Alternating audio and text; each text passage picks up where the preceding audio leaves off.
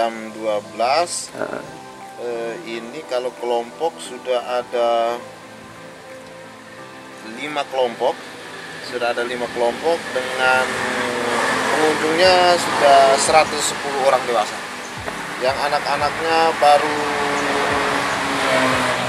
14. Untuk rata-rata kalau untuk hari libur bisa sampai 800-900an pengunjung dewasanya. Saya Alfred Moa. Alfred Moa. Ya. Anda menjadi anggota Kopdit Pintu Air sejak kapan? Kalau untuk anggotanya dari tahun 2017. Kalau tempat di sini, kalau untuk saya luar biasa karena fasilitas-fasilitas yang disiapkan atau yang disediakan untuk ukuran Maumere sampai saat ini mungkin salah satu yang bagus. Beberapa kali ke sini, Pak. Beberapa kali. Apa yang Ibu nikmatin di tempat berlibur ini? Nyaman karena disediakan tempat untuk istirahat, ada listriknya juga, jadi bisa karaokean.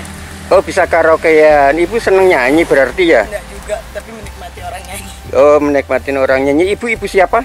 Mira. Ibu Mira. Ibu Mira kesibukannya sehari-hari apa Ibu? Freelance, sekarang kuliah juga. Oh, masih kuliah. Oh, masih mbak-mbak ya?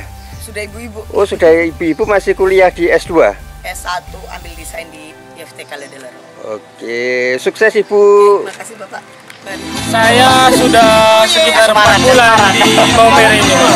Terus dengan saya di sini tuh, ya, saya merasa di sini lebih hidup dan bekerja juga di kapal itu seperti keluarga sendiri, Pak. Jadi saya nyaman bekerja di kapal di Maumere ini, Pak. Namanya Mas siapa, orang Medan? Saya Andar Mario Nebao. Saya sebagai masinis satu di kapal, Pak. Oh, di kapal ya. Terus keliling-keliling dari pantai ke pantai di ini cukup indah enggak?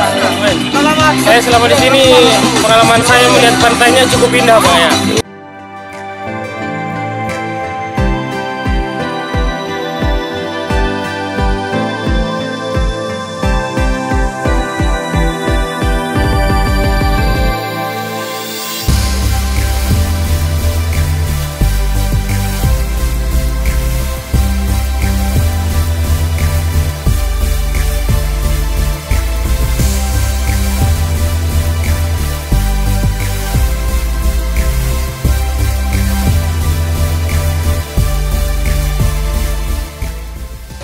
Sahabat terkasih, hari ini UKM AUPI mendapat kesempatan istimewa berkunjung ke salah satu koperasi besar di Indonesia yang sekarang usahanya sudah menggurita, punya berbagai kegiatan unit usaha yang semula hanya simpan pinjam, sekarang ada pabrik air minum, ada jasa transportasi, ada tempat wisata di pinggir pantai dan sebagainya.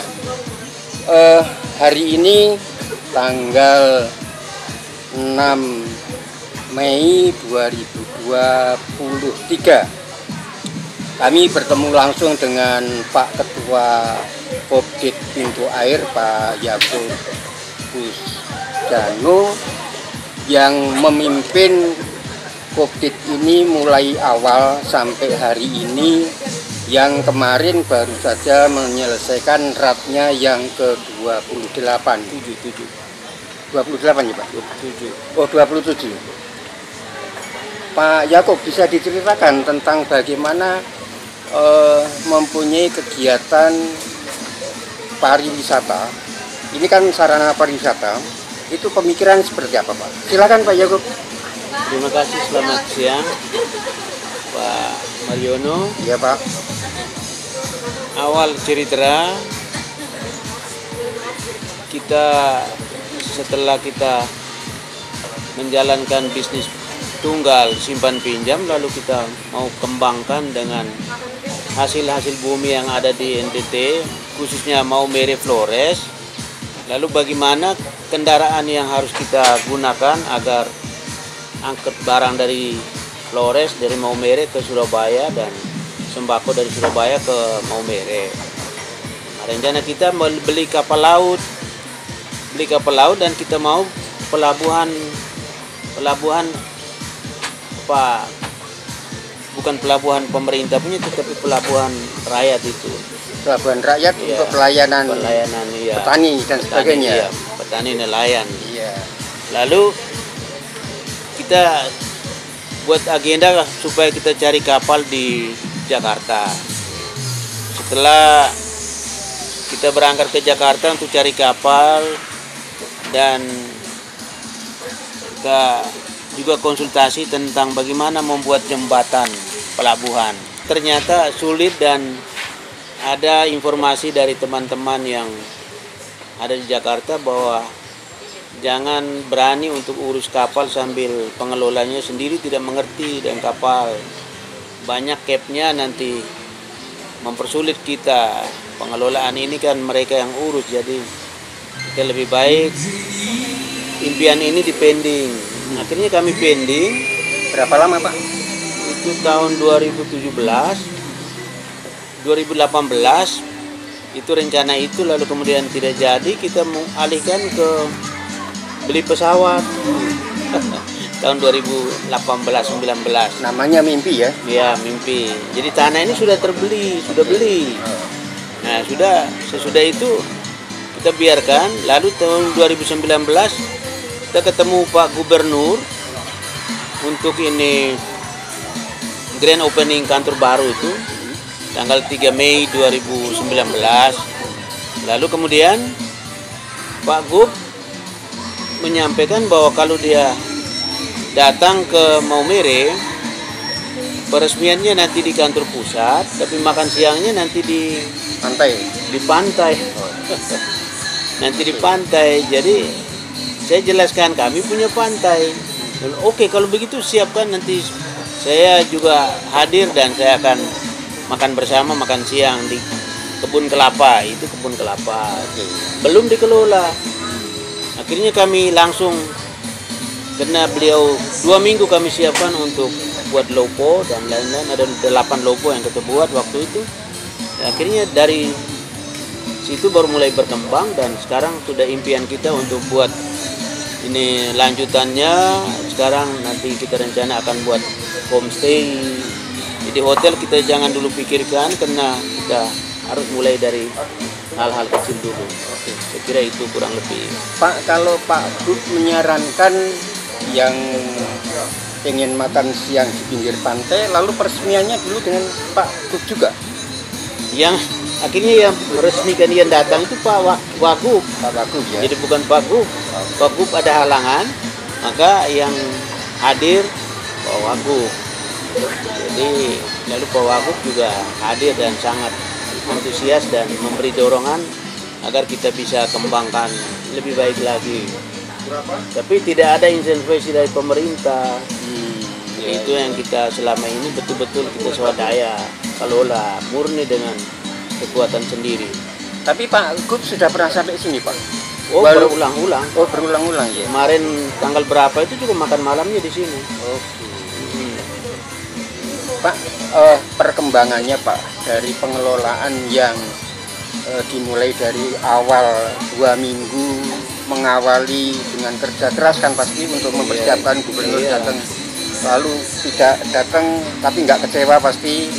Lalu bagaimana perkembangan berikutnya Pak dari yang batin itu tadi? Iya, dari yang lalu perkembangannya sekarang roponya sudah ada 30 unit. Lalu ininya sudah ada, lalu ini tempat untuk ini foto-foto juga sudah mulai kembangkan. Jadi tahun ini kita akan rencanakan dengan homestay. Adalah homestay-nya. Ya.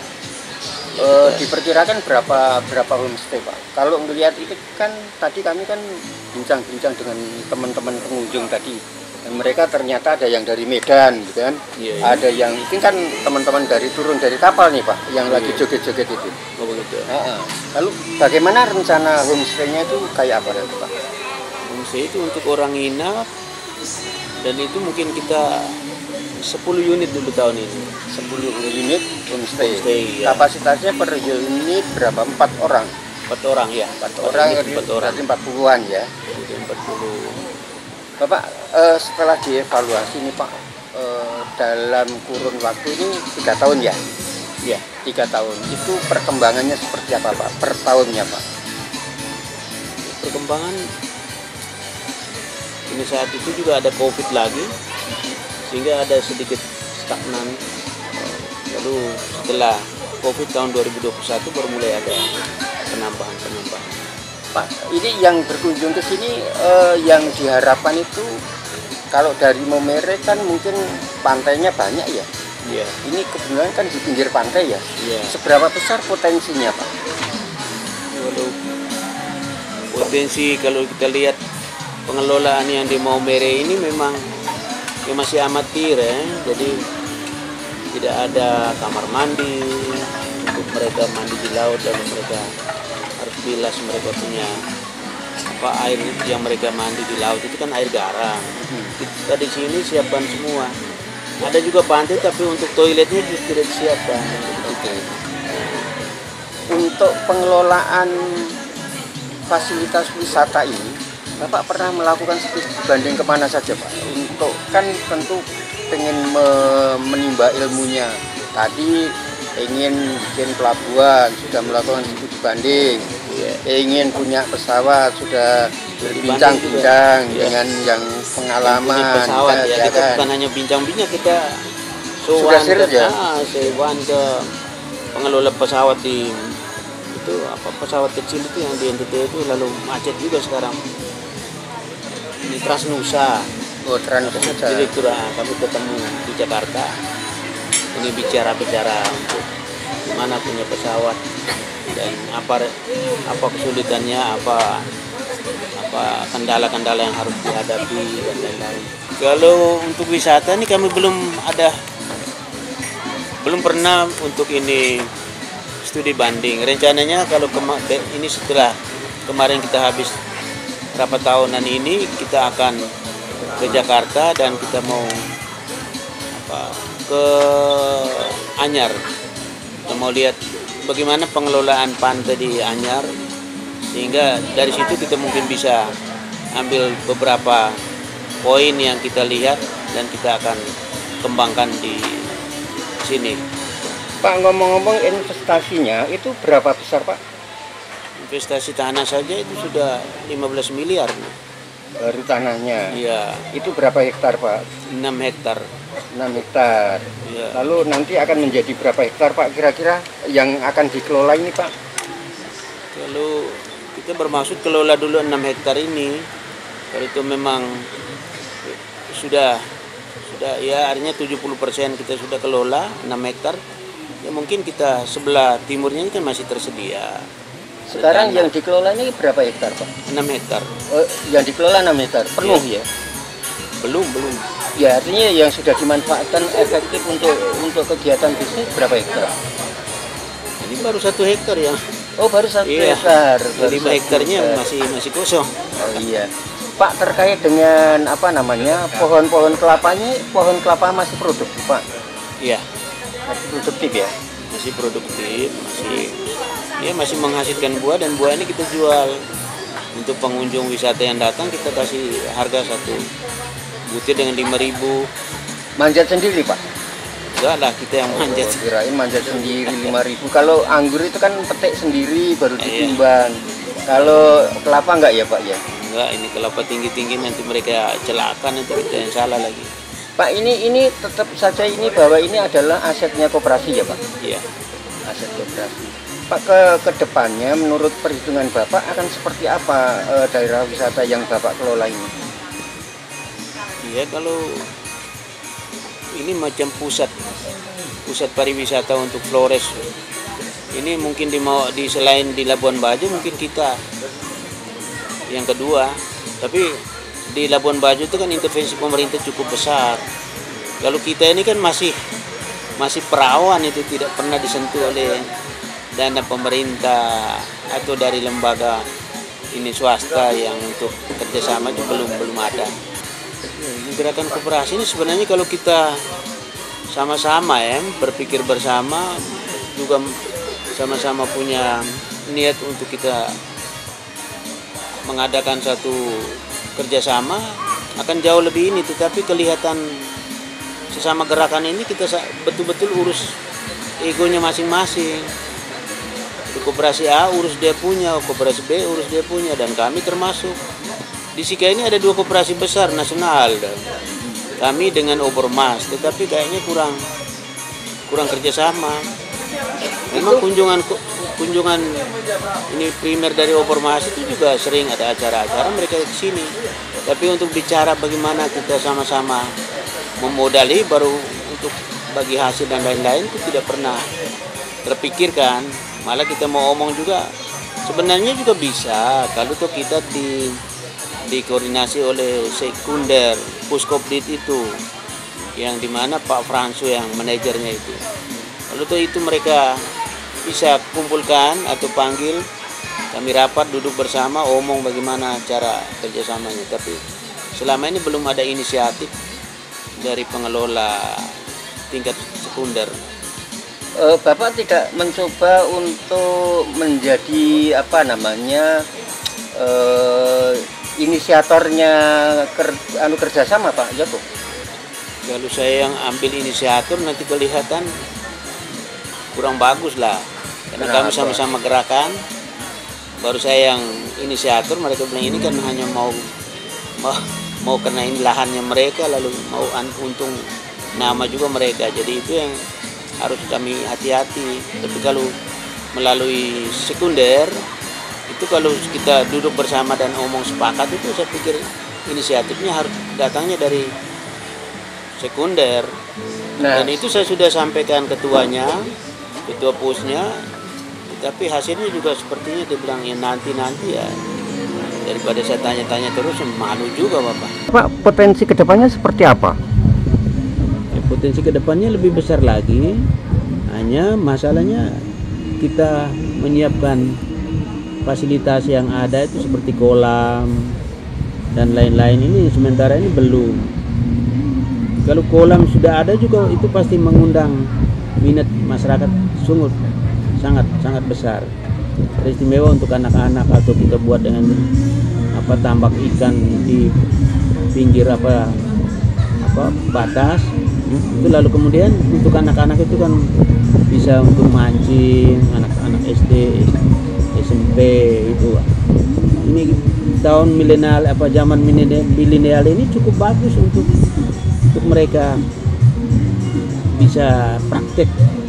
Setelah mereka belajar di sekolah, praktek di pariwisata. Fasilitas apa lagi yang menurut Bapak akan Bapak siapkan dalam 2-3 tahun ke depan, Pak? Fasilitasnya sampai dengan waterboom, tapi itu omong waterboom kan juga butuh dana yang besar. Jadi kita harusnya belum bisa omong, karena daripada kita hanya omong-omong, hanya rencana besar itu selalu. Tetapi untuk aplikasikan rencana itu dalam waktu yang jangka pendek, tahun ini, tahun depan, dan 3 tahun, 4 tahun itu juga rasanya saya tidak terlalu optimis, karena ini semuanya tergantung dari dana yang anggota siapkan. Pak Yakob, mungkin nggak kalau dengan teman-teman gerakan koperasi sekarang belum met gitu ya, lalu ada pemikiran untuk dikerjasamakan dengan pihak swasta, perusahaan terbatas PT gitu, ada pemikiran ke sana Pak untuk pengembangan daerah wisatanya Bapak ini? Selama ini memang kami menghendaki demikian, tapi harus datang ke PT mana, dan kami juga kadang-kadang, dan mungkin bukan kadang-kadang, tetapi satu tradisi dari kami untuk datang minta-minta ke pihak ketiga dan lain-lain itu kami rasanya berat juga, karena itu sudah menjadi satu image yang buruk. Kita mau buat sesuatu harus minta-minta, itu akhirnya sejak awal yang lahir 50 orang itu awal pendiri tidak pernah pikirkan tentang bawa maaf dan minta-minta, dan sampai hari ini kita mungkin terbiasa dengan percaya diri tadi, PD tadi. Oh iya, sehingga seperti ini. Nah, program jangka pendeknya sudah terasa sekarang Pak, hasilnya Pak. Iya. Jangka menengah dan jangka panjangnya akan seperti apa menurut hitung-hitungan bisnis Bapak? Kalau hitung-hitungan bisnis itu, kalau anggota kita settingnya ke 1 juta. Itu itu untuk tahun 2025, jadi 2 tahun lagi. Itu 1 juta anggota, pelaku ekonomi kreatif pun 1 juta. Itu saya kira dengan kalau memang itu rencana itu ya 50%-nya terwujud, saya kira dampaknya akan terbias ke usaha-usaha real kita ini, seperti pariwisata ini juga akan terdampak ikut, ya. Berdampak. Dampak itu, lalu sektor lainnya juga akan pengaruh. Nah, kan begini Pak, menurut yang saya tangkap dari pembicaraan yang Bapak sampaikan, dengan 100 juta anggota koperasi, dengan mimpi-mimpi yang besar. Nah, kan tentunya khusus untuk wisata ini kan juga mimpinya sangat besar Pak. Itu kira-kira dalam berapa tahun akan menjadi kenyataan penuh Pak? Kalau 5 tahun ya bisa, kalau 5 tahun sudah menjadi kenyataan yang dalam impian itu bisa diwujudkan 5 tahun ke depan. Jadi kalau sekarang tahun 2023, 5 tahun lagi berarti tahun 2028 itu sudah bisa akan kita lihat hasilnya.